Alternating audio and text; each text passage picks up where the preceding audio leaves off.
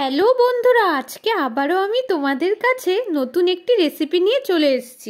বন্ধুরা, তোমরাও যদি আমার মতন একঘেয়ে চিকেন খেতে খেতে বোর হয়ে গিয়ে থাকো, তাহলে মুখের স্বাদ পরিবর্তন করার জন্য এই চিকেনের রেসিপিটি ট্রাই করে দেখতে পারো। প্রথমে ধনে, জিরে, লঙ্কা, আদা, রসুন, পেঁয়াজ সবগুলোকে একসাথে ভালো করে পেস্ট করে নিতে হবে।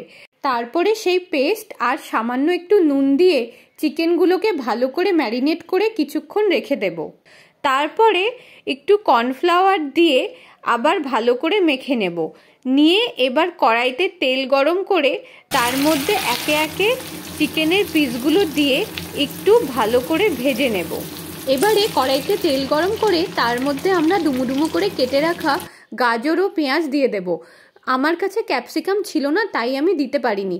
তোমাদের কাছে থাকলে তোমরা অবশ্যই দিয়ে দিও। এবারে পেঁয়াজ আর গাজরগুলো একটু ভাজা ভাজা হলে গ্রিন চিলি সস 1 চামচের মতন আমি দিয়ে দিলাম। তোমরা চাইলে আরেকটু বেশিও দিতে পারো। এবারে আমি 1 চামচ ভরে শেজওয়ান সস দিয়ে দিলাম। এবার একটু সয়া সসও দিয়ে দিলাম। এবার টমেটো কেচাপ দিয়ে দিলাম। এইভাবে সব উপকরণগুলো দেওয়ার পরে একটু কষাতে কষাতে যখন তেল ছাড়বে, তারপরে একটু সামান্য জল দিয়ে সেটিকে একটু ফুটতে দেব। সাথে স্বাদ অনুযায়ী নুন দিয়ে দিলাম।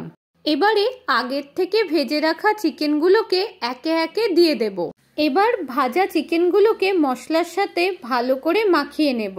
এবারে সামান্য একটু জল দিয়ে চিকেনগুলোকে ফুটতে দেব, যতক্ষণ না সেটি গায়ে মাখা হয়ে আসে। গায়ে মাখা হলে ওই অবস্থায় নামিয়ে নেব। নামিয়ে নিয়ে তার উপর দিয়ে সামান্য একটু বাটার দিয়ে দেব। এটা টোটালি অপশনাল, তোমরা চাইলে দিতেও পারো, নাও দিতে পারো।